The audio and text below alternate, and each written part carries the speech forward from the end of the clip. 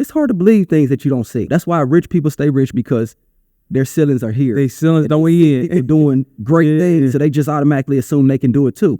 This your boy Ty Corbett, host of the No Excuse podcast. No excuses. That's what this is about. On this show, we interview experts and everyday people who overcome challenges and achieve great things.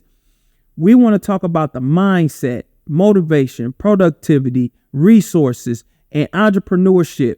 Everything else that you need to make no excuses in life for being great. Today, I got a special guest. Y'all know him in the community. I know him in the community. Good friend of mine. Went to school around the same time. He was at a different school, but my guy. So I want to introduce the man of the hour, assistant to the city manager, Mr. Lamonte Hall. How you doing today? Doing good. Thank you for having me here. Thank you. Thank you so much. Thank you so much. Man, you know, to have you here, man, and be a part of this, it really means a lot to us.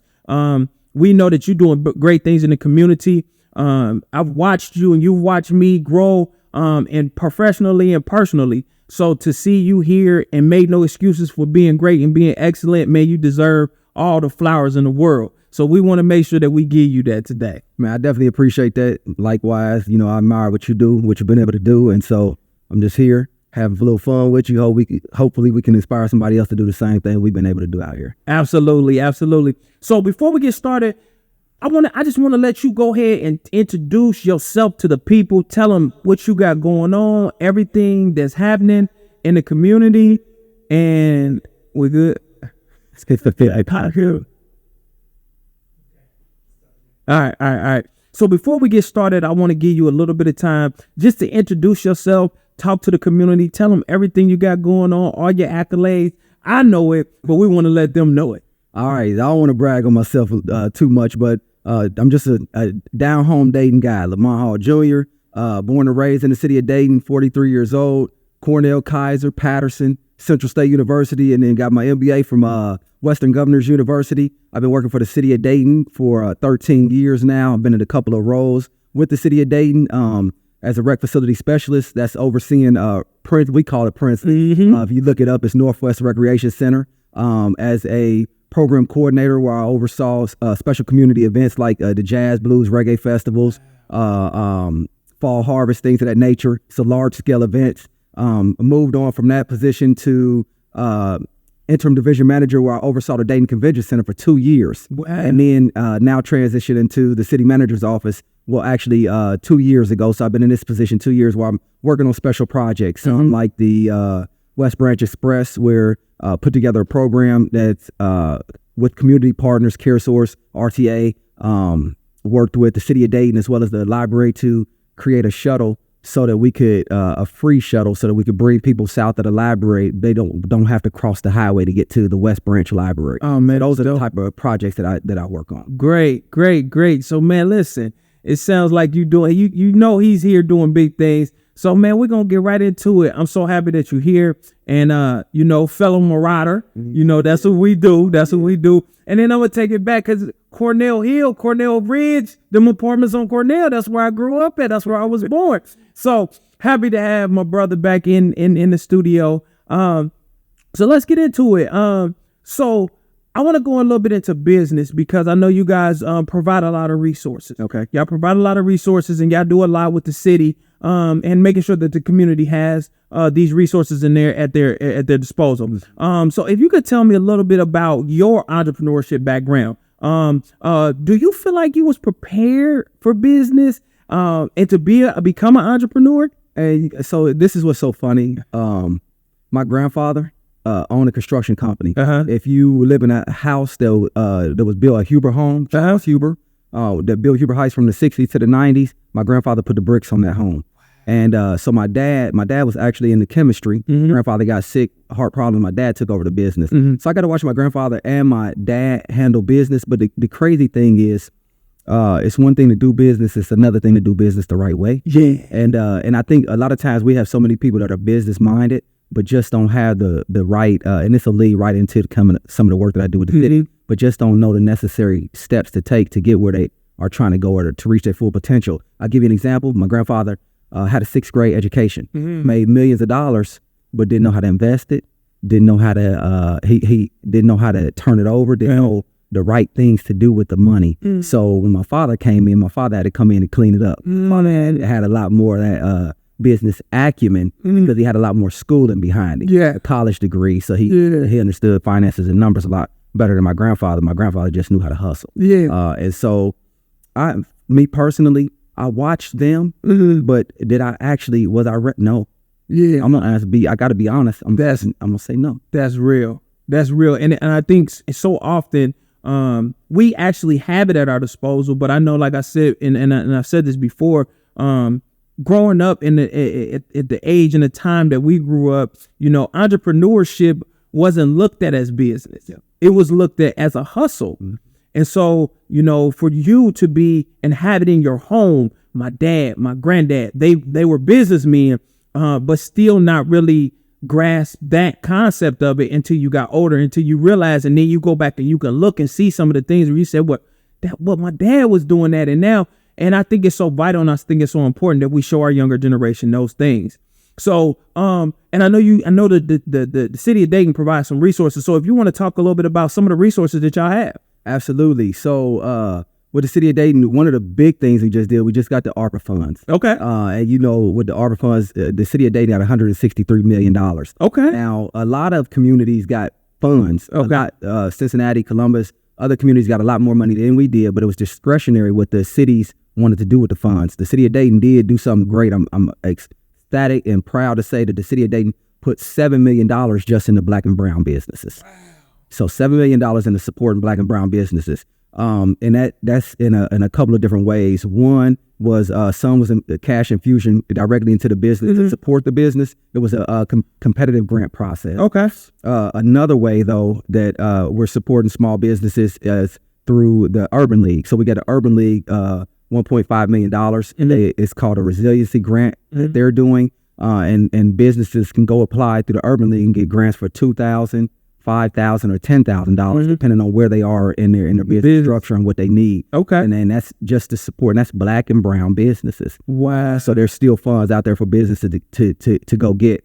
Another big thing that the city has done is we're creating what we call it IBROC. That's the acronym, but Inclusive Business Recovery Opportunity Center. And what we're doing is with the IBROC, we're using that to support the ecosystem that supports small businesses. So we're working with the hub, we're working with the incubator, we're working with Miami Valley Urban League, we're working with MBAC, working with all these different programs that help small businesses. And what we want to do is when we first, and I had to say this because when we first got together, I've been working for the city for 10 years, and I'm sitting around a room with all these business ecosystems. We got whiteboards. They're writing on the whiteboard saying all these things they do for businesses in the community, and I'm looking like, how there's no way in the world. I've been working with the city for 10 years and I didn't understand that these programs were out here for small business. Yes. And you know what I mean? And so that was the first thing. The second thing is, well, if all y'all do this, how would I navigate this system? And so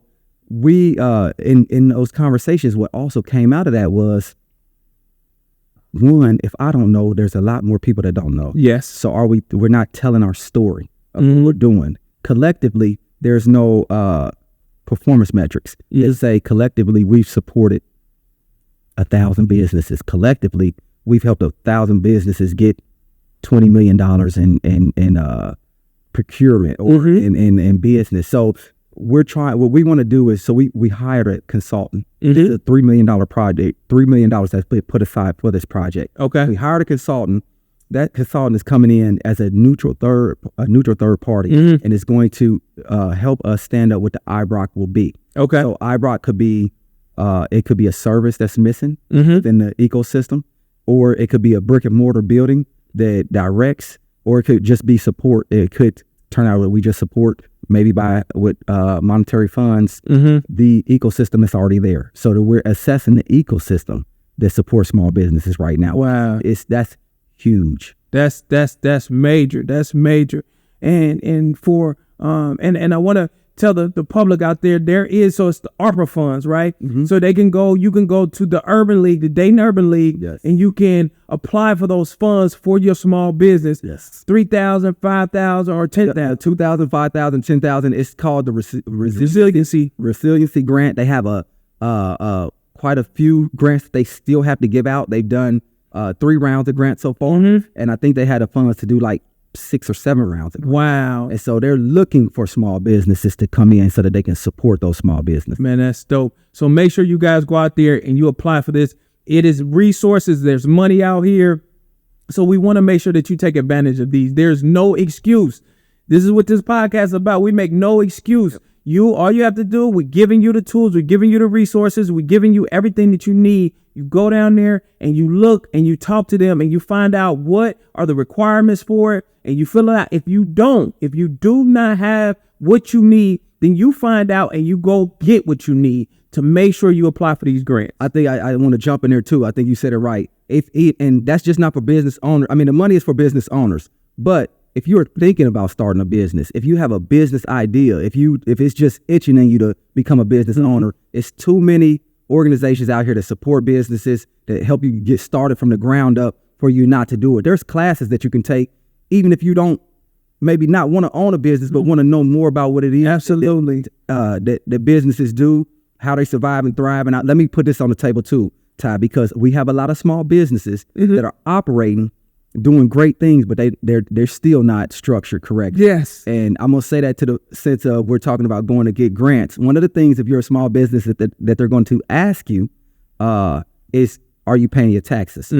Because you are getting government funds, so the government's going to want to know if you're paying your taxes. Absolutely. If you're a business that may not be paying your taxes, you probably want to get that together before you go ask for funds that are issued from the government. Absolutely. And you say it all the time. Sometimes it costs. You have to pay sometimes. When you get in business and you're being successful, doing good, everything's not going to be free. Taxes, that's just the cost of doing business. So you had to take care of that. If you operate in a city like the city of Dayton or the city of Trotwood, you need to make sure you're in good standing with those communities as far as your taxes are concerned, because the city of Dayton is going to want to know if you paid your tax before they give you some money. Exactly. And we just did a big event, and we did it last month over taxes and really letting people know and giving them resources on how to prepare themselves for those taxes. And we had 3 tax professionals there. They were phenomenal. University of Dayton, Xavier University, and the SBDC. And they answered every question that you could possibly think of. And those are the resources that we need to make sure we utilize. Make no excuses. Once again, make no excuses, because these resources are out here. Yep. So, man, that was phenomenal. Thank you for that information.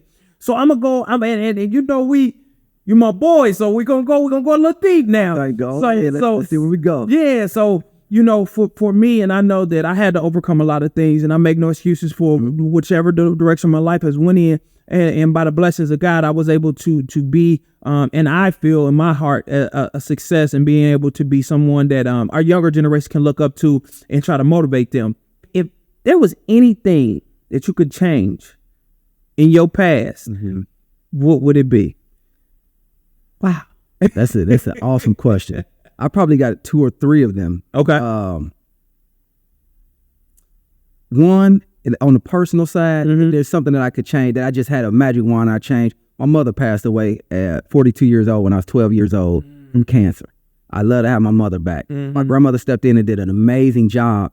But I think that one of the biggest things in life is having good direction, early good direction. And you get that from good parents being there for you and being in your life. And so I see a lot of kids who maybe dad is not around, maybe mom is not as involved, or because I work with kids. I didn't say that, but I taught school for 4 years. I left that out before I went to the recreation center. So having that stability, having that support, it make all the difference in the world, especially for people coming up. And so that would be a personal, just being able to have that conversation. Mom, what you think about this young man I'm dating? Or, mom, asking me questions like, son, what's on your heart? What's on your mind? Yeah. Pops made sure I was straight. Yeah. But Pops wasn't he wasn't that sensitive. Exactly. Sometimes you need that, how you been to the dentist. Yeah. Setting up the appointments, make sure you doing this and that. So that would be, in that sense. The other thing that I would say personally for me that I would do different, it's just don't be afraid. Stepping. I'm gonna call it stepping off the ledge, but taking a chance sooner. Taking a chance on myself, not being scared. Changing the way that I think. as far as business minded. You can do things that you don't believe that you can do. Yeah. You set ceilings for yourself. I only see the people around me doing this, so I can only do this. But no, that's why rich people stay rich, because their ceilings are here. They ceilings don't we They're doing great things, so they just automatically assume they can do it too. For us, when you don't see that, it's hard to believe. It's hard to believe things that you don't see. Yeah. You know what I mean? Yeah. So, but you can do those things. So I would say setting limits for myself and not taking a chance on myself a lot sooner. Not believing. I've always believed I could do things, but the things that scared me. Yeah. Everybody got something that scared me. Yeah. Taking your money that you work hard for into a business. Yeah. That is scary. That jumping off the porch. It's jumping off the porch, man. But that's a good way to put it. And so I'm going to tell you something funny real quick. Okay. Talking to a buddy of mine named Neb.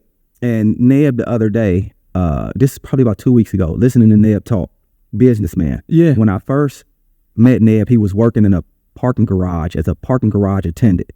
Now, I hate to say it, to throw something out there and count somebody's pockets, I'm not sure, but let's just say he's well off now. Yeah. Probably, I bet he's probably a millionaire now. Okay. Parking attendant to a millionaire. But this is his mindset we talking 2 weeks ago. He said, Lamont, if I see money in the bank, I'm scared. I said, what? What you mean by that? Explain that to me. Yeah. That don't sound right to me. He said, if my money's not working, if it's not invested in something, he said, he started off selling cars. Okay. But now he does real estate and cars. So he said, if my money is not in some cars, or my money is not in some real estate, or I'm not trying to broker a deal. Yes. He said, if I look at my bank and I see money in it, it makes me nervous. That means my money not doing something. It's not doing that. How many people think that way? Yeah. Talk about changing your mindset. Yeah. Talk about doing something different and being different. He said he is thrilled and excited when he makes deals. Most people go into a deal we kind of nervous about. Yeah. How's it gonna turn out? With buyer's remorse. He go into a deal, he ready to go. Like it's like the thrill to me. Yeah. And so just listening to people like that, and that's why he's where he's at though, because he doesn't have that fear. What scares him is what most people are scared or not scared of. What scares him is believing money sitting. What scares most people is going to take that money and putting it in something. Yeah. You know what I mean? Yeah. Investing, thinking down the road too. Don't think about now. Yeah. Thinking down the road. Down the road. Yeah. So my change, I know I took a long time in this question, but for me, it would be having moms around would be amazing. Yeah. And then on the other side would be taking chances. Okay. Not being afraid to take chances, taking them a lot sooner. Yes. Yeah. So, for me to hear that and listen to you say those things, that's big when you lose a parent. I mean, you lose anybody, but when you lose a parent, it's a piece of you. And so for you not to let that hold you back, for you to not make an excuse and say, well, my mom did pass and now I'm stuck in this place where I can't mentally get out of, or emotionally, you didn't hold that as an excuse. Nope. Rather it was you getting in some trouble, or you just not being successful, or you just not trying. You didn't hold that. You didn't let that be your excuse. There are no excuses, Ty. When I got to college, there were some young brothers, smart brothers. I'm an alpha. I'll throw that out there, Alpha Phi Alpha, love it all day. But there were some young brothers who were also alphas who invited me to study with them. That's when my probably first week in school. Hey man, we going to study. Y'all going to do what? We going to study. Yeah, come on. It's just a couple of hours. Yeah, and over here. And one of the brothers, I never forget it. I was telling him, he said, "You finished that work you had to do?" I'm like, "Nah, I didn't finish it." Why? I got to telling him why. Yeah. Man, that's an excuse. Wow. He said, "We don't do excuses, man. You should have finished the work." And then he went on to tell me excuses are tools of incompetence used to build monuments of nothingness, and those who use them seldom amount to anything. Now, that's the definition if you look it up in the dictionary. Wow. He didn't only tell me that I made excuses, he told me what excuses were. So, there's no reason if there's something you can do. If I told you to go fly, you tell me you can't fly, that's not an excuse. Most people don't have wings, can't fly. Yes. But if there's something that's within your realm or your capability of doing, and you just don't do it, and then you make up a reason why you didn't do it and you should have, you absolutely excuse. Absolutely. We don't want those. We man, And it's so crazy because our last interview and he said the same thing. So to hear, this just being echoed in such positivity, that we don't make no excuses. And that's what this podcast is about. It's about us coming and really realizing that, hey, you have the ability to do anything. Yep. Like you said, he didn't have no ceilings. Sky's the limit. And, when I see and I listen at you and I look at all the things and accomplishments, and I remember when you started at Northwest Recreation Center and what we call Preston. I remember that. And then to see you in the role that you're in now and just continuing to grind and continue to be out here, you couldn't have made no excuses because greatness was inevitable. It was in you. And so, man, it's just a phenomenal thing to have more of us showing and paving the way. I remember when I was in school and I got kicked out. I got kicked out of Troutwood. And I remember they was like, hey, just let him get his GED. And my mom was like, let him get his GED. And it was like, and I remember speaking up and saying, I want my diploma. Right. And so by the blessings of God, my mom took me to Dayton Public School, got me enrolled. I went to Colonel White High School. And right now, that was one of the best moments for me because not only did I go and finish school, I finished in the top percentage of my class. And I didn't make excuses. Like I stood up for myself and I spoke up for myself, even though they looked at me in a light that wasn't productive. They didn't think I was going to amount to the things that I amounted to. But I gave it and I didn't make excuses for what I had been through. And so now I can look back on it and we look at all those things and we say, man, greatness is inevitable. Yeah. It's here. So what would you tell your younger self now to prepare for the future? I would tell my younger self to, learn as much as you possibly can. The more you know, the better off you are going to be. I also would tell my younger self, listen, if one person tells you something, you can kind of dispute that. Yeah. But when you listen to 2, 3, 4, or 5 people, I say this to a youngster.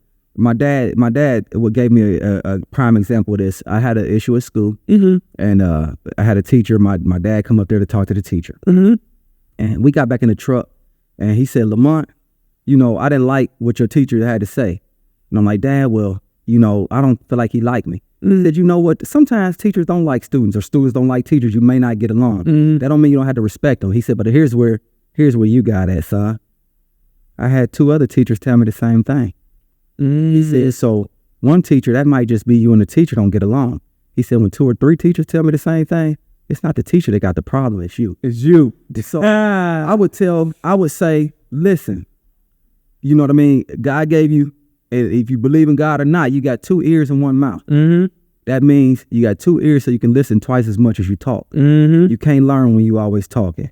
You learn when you're listening. And so listen a lot more. Listen to what people are telling you. Listen to especially those persons that have your best interests at heart. Listen to your parents. Listen to your grandma. Listen to your uncles. Listen to your teachers, because all those things that they're sharing with you, they're just pouring into, and you soak it up while you can.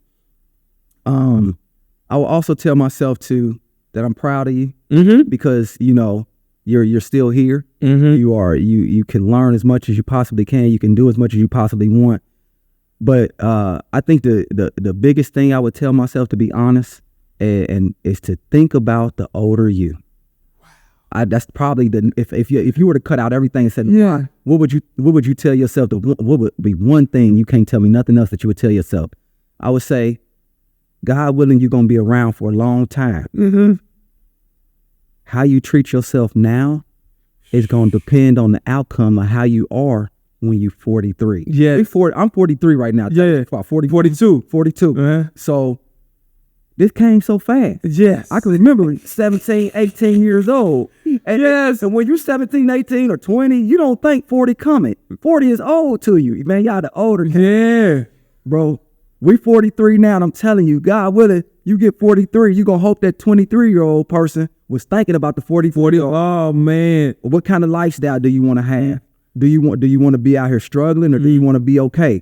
How you going to treat your body? Yes. You know what I mean? Are you going to eat the right health things? Yeah, your mental health. Are you going to take care of yourself? Do you still want to have your teeth?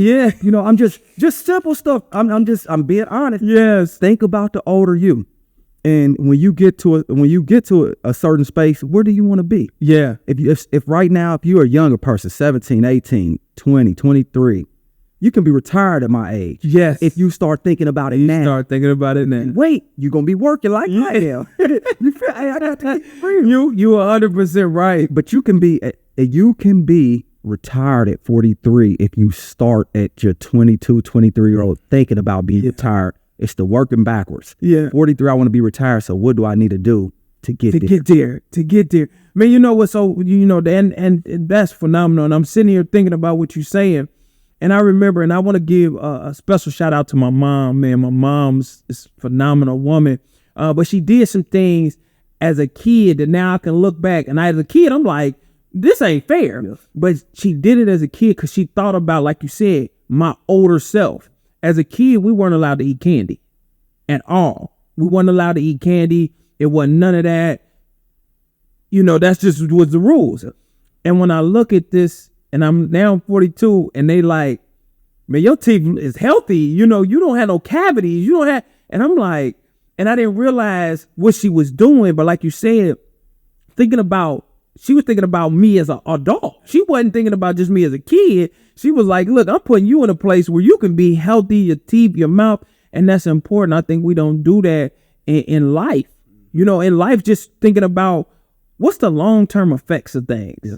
So, man, you spot on, man. My guy. Moms was smart. She did the right thing. Yeah. Like you said, if you're not thinking for you, I'm going to think. I'm going to think for you. I'm going to help you out. Yes. Plant a seed is what we like to call it. Yes. Plant a seed. She sowed that seed. Yep. Yeah. You know when it's going to grow, but when it does, we always look back and say, nah, I see why they did that. Exactly. I understand. Exactly. And we get that to our kids. So, on your journey to become a man, because I know you said you had your dad, but sometimes, because I raised my son was with me. But on his journey, it's only as a man, I'm going to give him daddy. Yep.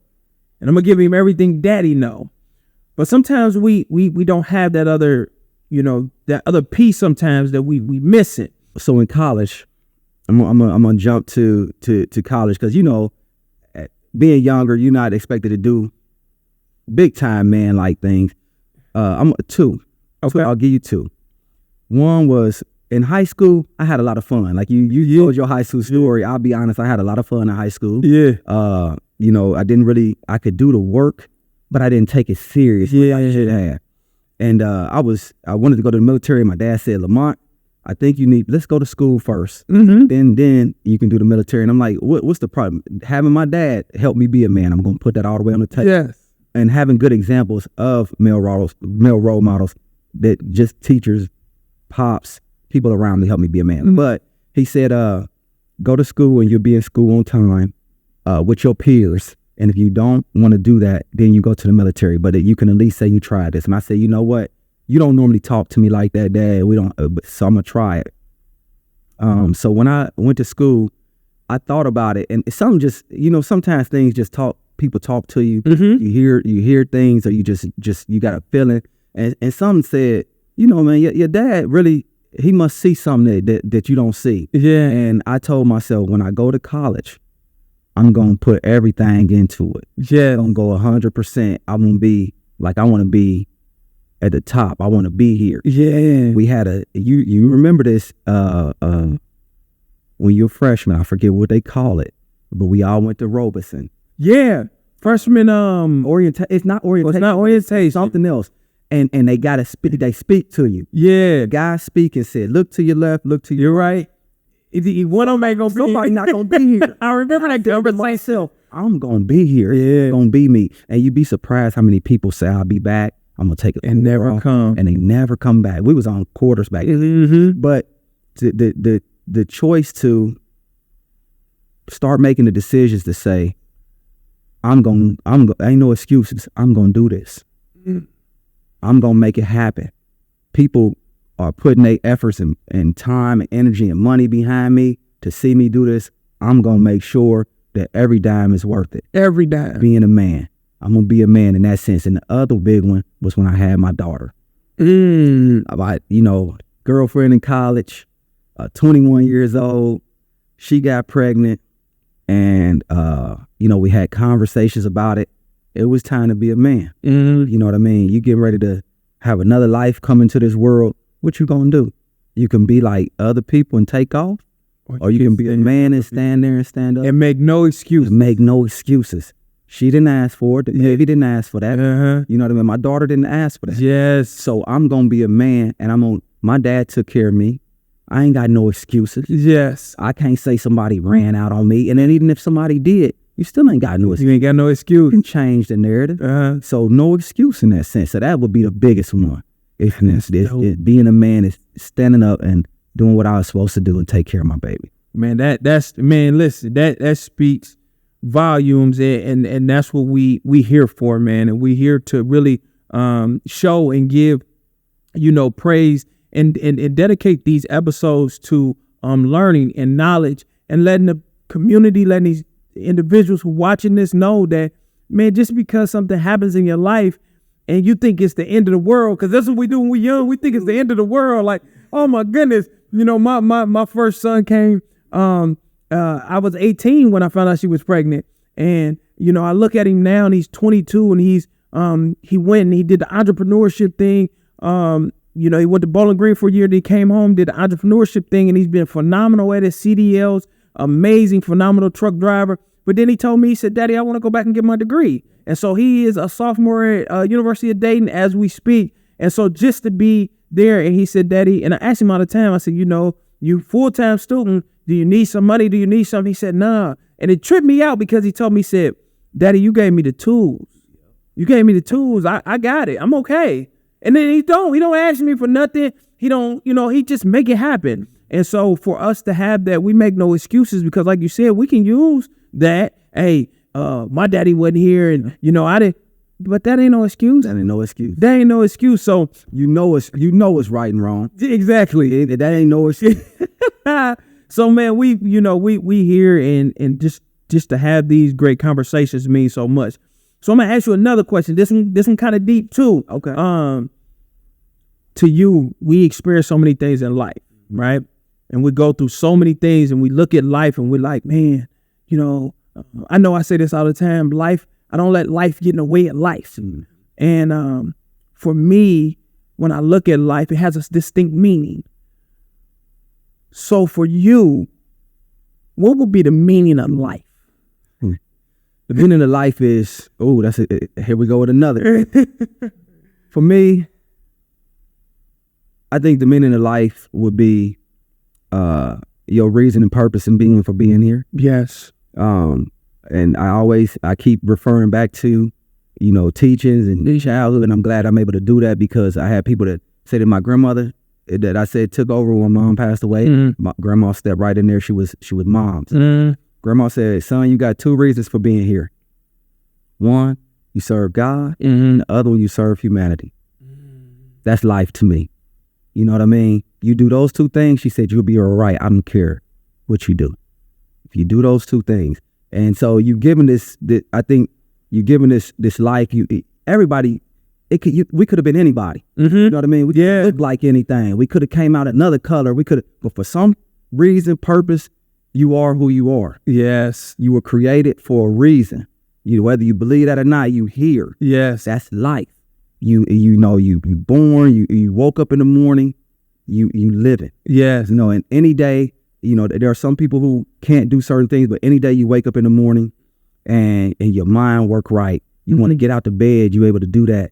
You might have a car, you got two good legs. Yeah. Or you want to. Yeah. There is a problem that's on the table. As long as you are healthy and able, you can fix that problem.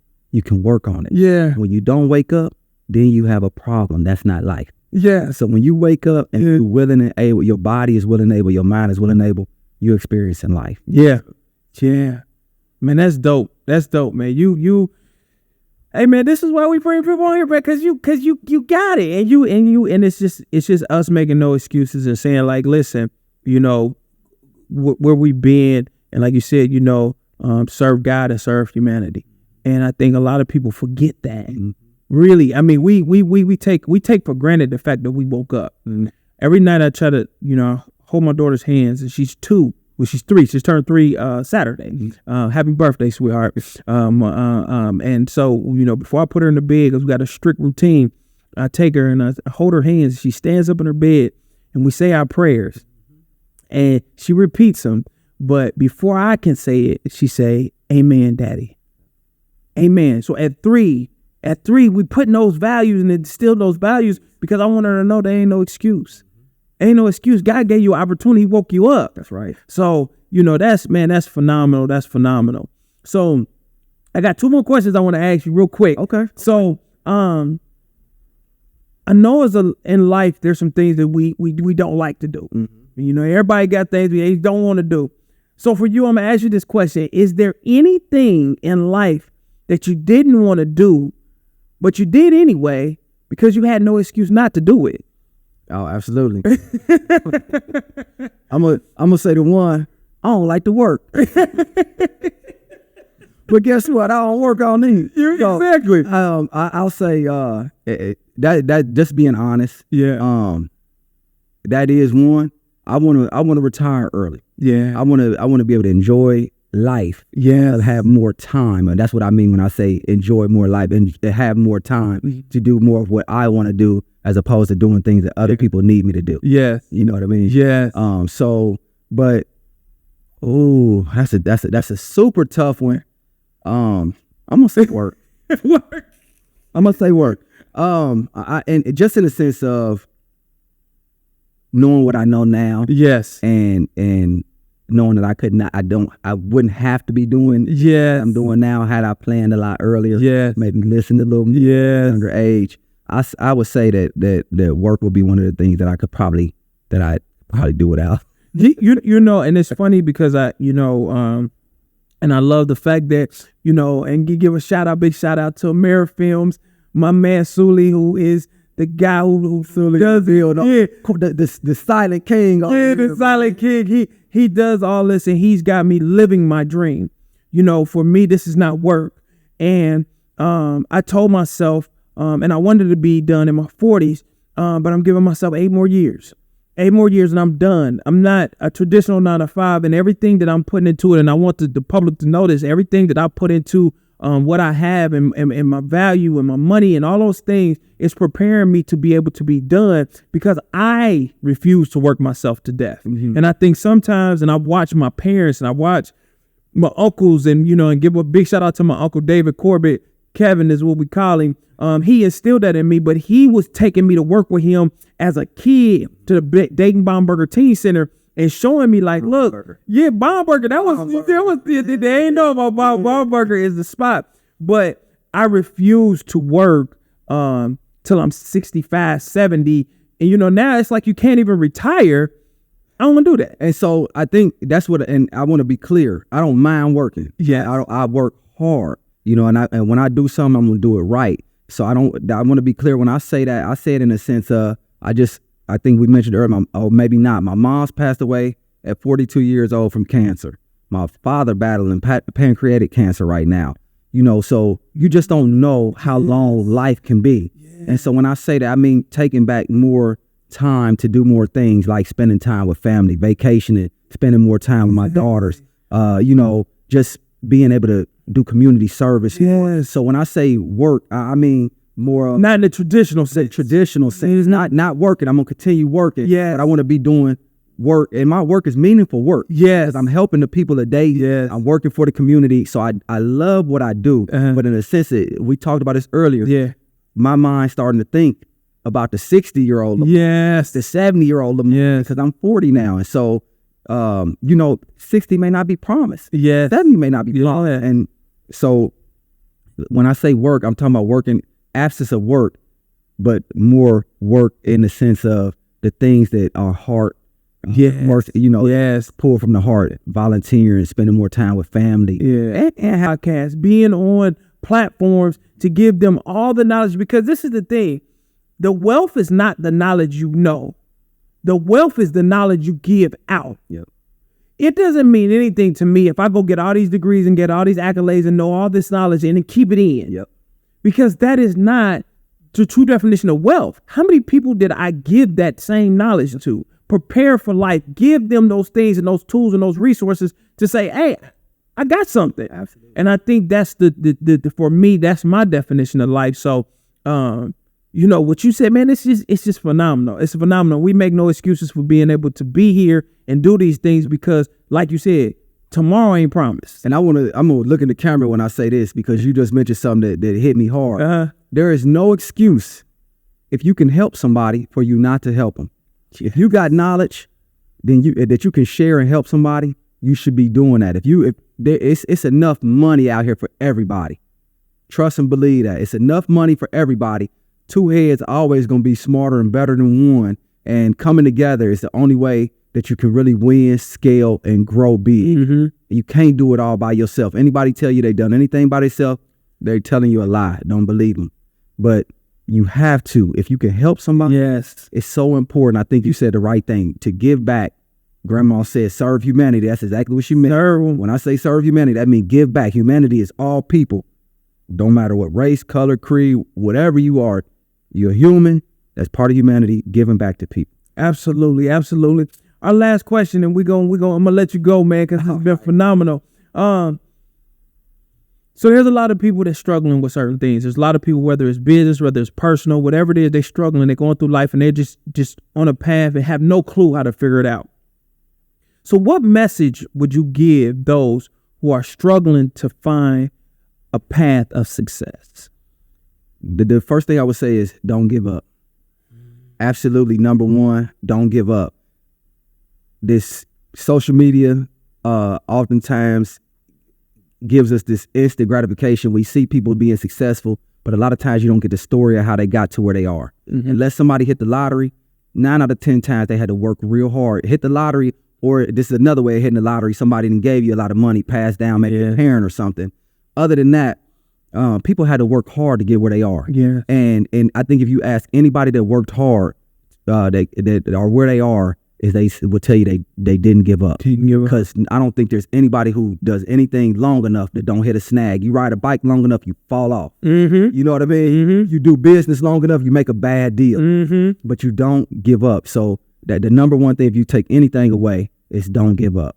The second thing is learn as much as you possibly can. Mm-hmm. Know what resources are out there that's available for you. Tap into those resources and utilize those resources. And one of the biggest resources that people could ever have is a good mentor. Yes. Somebody that's been there and done it before you, that can show you the way, will cut out so many problems and mistakes for you. Mm-hmm. Just think about it. If it's a pit there and I fell in it, mm-hmm. with twofold.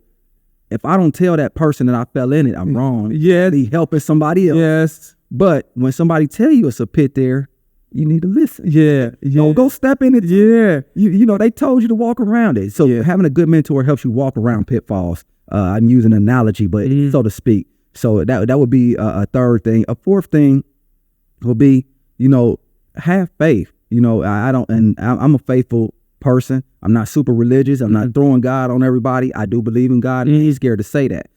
So I would say whatever your faith is, you got to have some faith. Mm-hmm. Have faith in yourself. Have faith in other people as well. And just enjoy. The fifth thing I would say is enjoy it along the way. Yeah. Whatever it is you're doing or wherever you're going, you got to have some fun. Yeah. Along that way, or the path, or it's not going to be worth it. It's all bad all the time. Yeah, you're going to jump out that real quick. So just know it won't be easy. Stick to it. No, don't make no excuses. How about I leave with that? It is. Number 6. Got 5. Number 6, don't make no excuses. I say it again. Excuses are tools of incompetence used to build monuments of nothingness. And those who use them seldom amount to anything. Think about anybody that make a lot of excuses.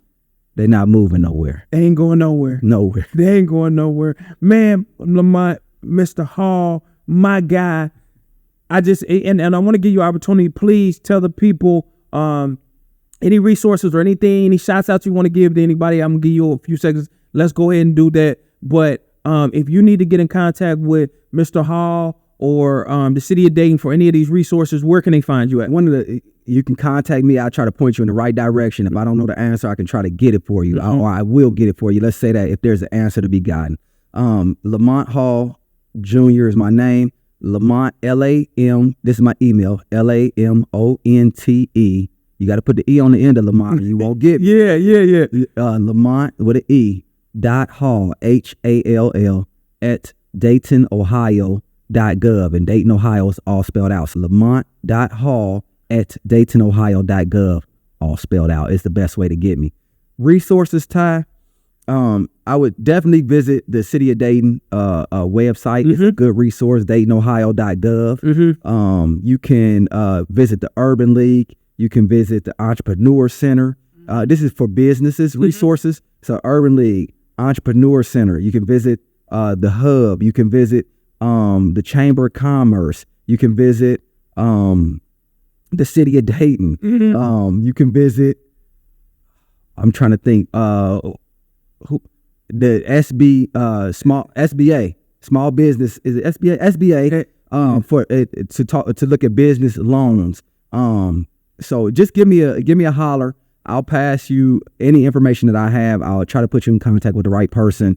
If it's business related, or especially if it's just city related questions, I can help with those as well. Man, it's been phenomenal. And as always, I always want to leave you out with something, tangible that you can walk away with in a moment of motivation. Sitting here today, I was able to talk to a good friend, and we were able to talk business. We were able to talk personal, and we were able to touch somebody's life that may be going through a tough time right now, or maybe struggling with some things, whether it's personal or in business. What I want to tell you is that when we say we make no excuses, but we do hold ourselves accountable. But in the other sense, we want you to know that you loved. I think so often we forget the fact that there is somebody that loves you out there, and the mental stress and the mental health that we go through, sometimes we lack the support of other like-minded men, or other just men who are going through some struggles, and they act like they sugarcoat it. Everybody has lives and trials and tribulations. So don't get discouraged at life. I said this earlier. Don't let life get in the way of life, because there's so many opportunities for you to advance. We are here. We are supportive. And it's a group of us out here that have all been through similar trials, tribulations, and struggles. What we want you to know is stay focused, stay honored, stay prayed up, and stay loved. We catch you next time. Please, peace.